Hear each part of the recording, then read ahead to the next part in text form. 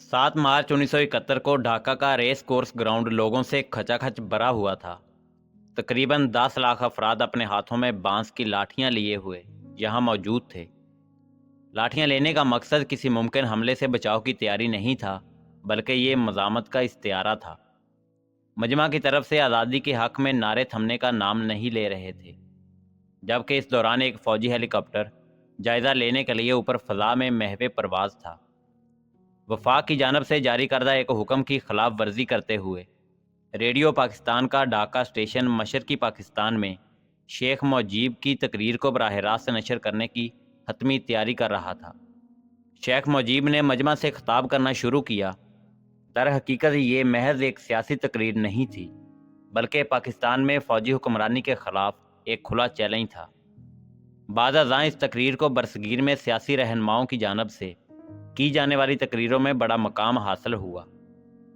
इस तकरीर के चंद रोज़ बाद पाकिस्तान के सदर याह्या खान इस मसले का सियासी हल तलाश करने ढाका पहुंच गए। फौरी तौर पर ऐसे इशारे मिल रहे थे कि याह्या खान मशरकी पाकिस्तान यानी मौजूदा बांग्लादेश के अवाम के इक़्तिदार के हवाले करने के मुतालबे को मुस्तरद करने जा रहे हैं। 23 मार्च को जब शेख मुजीब सदर याह्या से बात करने सदर की रहायश गाह गए तो उनकी गाड़ी पर बांग्लादेशी झंडा था। वो ये जाहिर करना चाह रहे थे कि वो एक आज़ाद बंगाली रियासत के रहनुमा बन गए हैं। 25 मार्च की शाम तक ये खबरें फैलना शुरू हो गईं कि सदर याह्या खान अपने वफ्द के हमरा ढाका से वापस पाकिस्तान आ गए हैं, जिसके बाद रात के 11:30 बजे ऑपरेशन सर्च लाइट शुरू हो चुका था। सैयद बदर हसन अपनी किताब from rebel to founding father में लिखते हैं कि शेख मुजीब की बड़ी बेटी हसीना वाजिद ने उन्हें बताया कि फ़ौज की जानब से गोली चलने की आवाज़ सुनते ही शेख मुजीब ने एक वायरलेस पैगाम भेजकर बांग्लादेश की आज़ादी का ऐलान किया था। शेख मुजीब ने कहा था कि मैं बांग्लादेश के लोगों से मुतालबा करता हूँ कि वो जहाँ कहीं भी हों और जो कुछ भी उनके हाथ में है उसके साथ फ़ौज के ख़िलाफ़ मज़म्मत करें। आपकी लड़ाई उस वक्त तक जारी रहनी चाहिए जब तक पाकिस्तानी फ़ौज के हर सिपाही को बांग्लादेश की सरजमीन से बेदखल नहीं कर दिया जाता। इसी रात 1 बजे के करीब पाकिस्तानी फ़ौज के चंद एहलकार शेख मुजीब के घर 32 दान मंडी पहुँचे, जहाँ शेख मुजीब उनका पहले से इंतज़ार कर रहे थे। शेख मुजीब के घर के गेट पर पहुँचते ही फ़ौजियों ने गोलियां बरसाना शुरू कर दी। एक मुकामी सिक्योरिटी गार्ड जो दरवाजे पर सिक्योरिटी की देखभाल कर रहा था, उसे भी गोली लगी और वो मौका पर ही दम तोड़ गया। एक फ़ौजी अफसर ने लाउड स्पीकर पर ऐलान किया कि शेख मुजीब हथियार डाल दें। थोड़ी देर बाद शेख मुजीब नीचे आ गए, जहां सिपाहियों ने उन्हें जीप में बिठाया और चले गए।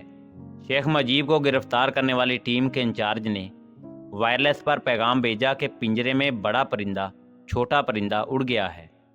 बदरुल हसन लिखते हैं कि शेख मुजीब को 3 दिन तक छावनी के आदमजी कॉलेज में रखा गया और फिर सख्त सिक्योरिटी में मगरबी पाकिस्तान ले जाया गया। पाकिस्तान में उन्हें मियाँ वाली जेल में कैद रखा गया। शेख मुजीब तकरीबन 9 माह तक उसी जेल में रहे। दिसंबर 1971 में एक फ़ौजी टर्मिनल ने उन्हें मौत की सज़ा सुनाई। इसी दौरान पाकिस्तान का इक़्तिदार जुल्फ़कार अली भुट्टो के हाथ में आ गया, जिनके अहकामात पर मुजीब को मियाँ वाली जेल से निकाल कर रावलपिंडी के करीब एक गेस्ट हाउस में ले जाया गया। कुलदीप नैयर अपनी सवाने उमरी में लिखते हैं कि मुजीब ने मुझे बताया कि एक दिन अचानक भुट्टो उनसे गेस्ट हाउस पर मिलने आए। मुजीब ने उनसे पूछा कि आप यहाँ कैसे आए। भुट्टो ने जवाब दिया कि मैं पाकिस्तान का सदर हूँ, लेकिन मुजीब ने इस पर कहा कि इस ओहदे पर मेरा हक है। इस पर भुट्टो सीधे अपने पॉइंट पर आ गए और पेशकश की कि अगर शेख मुजीब राज़ी हो जाएं तो खारजा अमूर दिफा और मवासलात के महकमे मिलकर चलाए जा सकते हैं। कुलदीप नैयर लिखते हैं कि शेख मुजीब ने कहा कि इस वक्त मैं आपकी तहवील में हूँ, मेरे लिए अपने लोगों से मशवरा किए बगैर कोई वादा करना मुमकिन नहीं होगा। बांग्लादेश के साबिक़ वज़ीर ख़ारजा डॉक्टर कमाल हुसैन, जो उस वक्त शेख मुजीब के साथ पाकिस्तानी जेल में थे, भी इस बात की तस्दीक करते हैं कि उन्होंने बताया कि भुट्टो आखिरी दम तक शेख मुजीब पर पाकिस्तान के साथ किसी न किसी तरह के ताल्लुकात कायम रखने के लिए दबाव डालते रहे। जिस दिन शेख को रिहा किया जाना था और वो लंदन जाने वाले थे, भुट्टो ने कहा कि वो एक दिन मज़ीद क़याम करें, क्योंकि अगले दिन शाह ईरान आ रहे थे और वो उनसे मिलना चाहते थे। शेख मुजीबुर रहमान समझ गए कि वो शाह ईरान से उस पर दबाव डलवाना चाहते हैं। इस पर शेख मुजीब ने कहा کہ ان کو بھٹو کی یہ تجویز قبول نہیں اور یہ کہ انہیں گیسٹ ہاؤس سے دوبارہ جیل بھیجا جا سکتا ہے۔ 7 جنوری 1972 کی رات بھٹو خود مجیب اور کمال حسین کو چھوڑنے راولپنڈی کے چکلالہ ایئرپورٹ گئے۔ انہوں نے ایک لفظ کہے بغیر مجیب کو الوداع کیا اور مجیب بھی پیچھے مڑ کر دیکھے بغیر تیزی سے جہاز کی سیڑھیاں چڑھ گئے۔ 2 دن لندن میں رہنے کے بعد مجیب 9 جنوری کی شام ڈھاکہ روانہ ہو گئے۔ راستے میں وہ چند گھنٹوں کے لیے نئی دلی میں رکے۔ ڈاکٹر کمال حسین لکھتے ہیں کہ اس وقت کے انڈین صدر، وزیر اعظم اندرا گاندھی، ان کی پوری کابینہ، تینوں افواج کے سربراہان اور مغربی بنگال کے وزیر اعلیٰ سدھارتھ شنکر آئے شیخ مجیب کے استقبال کے لیے دلی کے ہوائی اڈے پر موجود تھے۔ فوجی چھاؤنی کے میدان میں ایک جلسہ عام میں شیخ مجیب الرحمن نے بنگلہ دیش کی آزادی کی جدوجہد میں مدد کرنے پر ہندوستانی عوام کا شکریہ ادا کیا۔ شیخ مجیب نے انگریزی میں تقریر شروع کی، لیکن اس وقت اسٹیج پر موجود اندرا گاندھی نے ان سے بنگالی زبان میں تقریر کرنے کی درخواست کی۔ دلی میں 2 گھنٹے قیام کے بعد مجیب جب ڈھاکہ پہنچے تو ڈھاکہ کے ہوائی اڈے پر تقریباً 10 لاکھ لوگ ان کے استقبال کے لیے موجود تھے۔ شیخ مجیب الرحمن، جن کا پاکستانی جیل میں 9 ماہ گزارنے کی وجہ سے وزن کافی کم ہو چکا تھا، اپنے دائیں ہاتھ سے اپنے لمبے بالوں کو پیچھے کرتے ہوئے آگے بڑھے، جہاں تاج الدین احمد نے اپنے قائد کو اپنی باہوں میں لپیٹ لیا اور دونوں کی آنکھوں سے آنسو جاری ہو گئے۔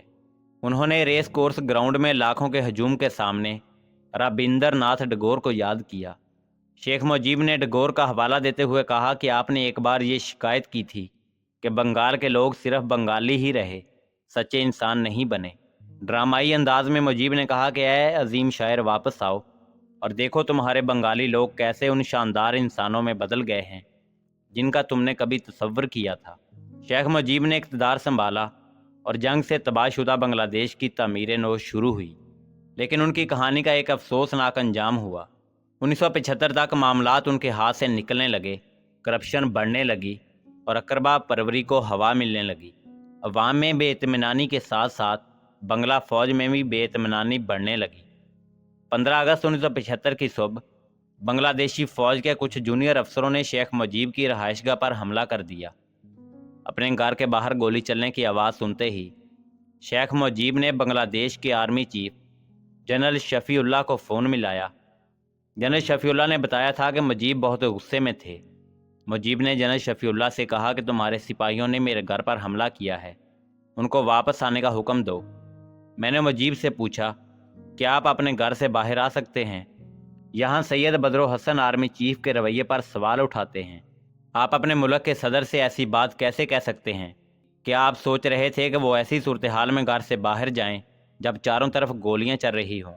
گھر پر حملے کے بعد شیخ مجیب بلائی منزل سے نیچے آنے کے لیے سیڑھیاں اتر رہے تھے جب فوجی اہلکاروں نے ان پر فائرنگ شروع کر دی۔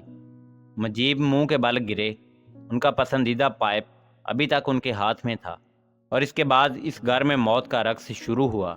سب سے پہلے بیگم مجیب کو گولی ماری گئی، پھر ان کی بیٹی شیخ جمال کی باری آئی۔ گھر میں موجود ان کی دونوں بہوؤں کو بھی نہیں بخشا گیا، اور یہاں تک کہ ان کے سب سے چھوٹے بیٹے 10 سالہ رسل مجیب کو بھی موت کے گھاٹ اتار دیا گیا۔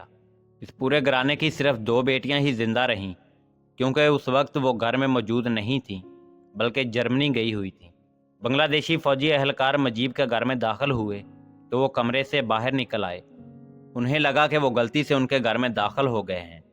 انہیں اندازہ نہیں تھا کہ وہ انہیں مارنے آئے ہیں۔ انہیں اور ان کے اہل خانہ کو بے رحمی سے مارا گیا اور بعد ازاں ان کی لاشیں ایک فوجی ٹرک میں ڈال دی گئیں۔ 16 اگست کی صبح فوجیوں نے تمام لاشیں اکٹھی کیں اور شیخ مجیب کے علاوہ باقی سب مقتول اہل خانہ کو بنائی قبرستان میں ایک بڑے گڑھے میں دفن کر دیا گیا۔ مجیب کی میت کو ہیلی کاپٹر کے ذریعے ان کے آبائی گاؤں تنگی پارا پہنچایا گیا۔ فوجیوں نے اس موقع پر ان کے گاؤں کو گھیرے میں لے لیا تاکہ لوگ ان کی نماز جنازہ میں شرکت نہ کر سکیں۔